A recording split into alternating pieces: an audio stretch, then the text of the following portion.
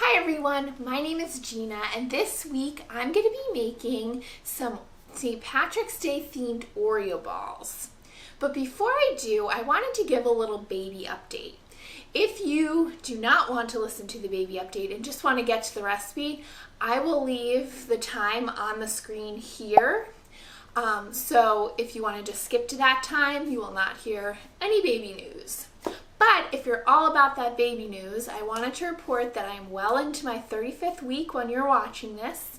And both me and baby are doing great so far, so fingers crossed that that continues.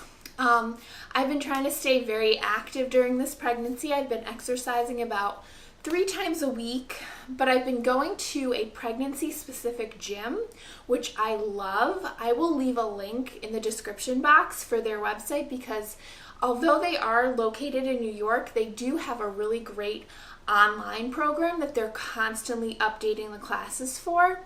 And they're really a great gym to be in contact with because they will help give you exercises that are safe during pregnancy and that also help with your postpartum recovery. And then also this previous weekend, we just had our maternity shoot, which if you are pregnant and have not done this, I highly recommend it. It's so much fun. You get such great pictures. And if you are in the New York area, I will link our photographer. She was fantastic.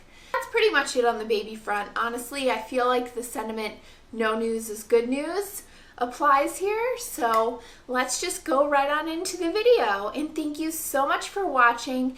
If you like videos like this, please smash that thumbs up below and consider subscribing to my channel for more content like this, as well as hitting that bell notification so you know every time that I post a video. Without further ado, let's make dessert.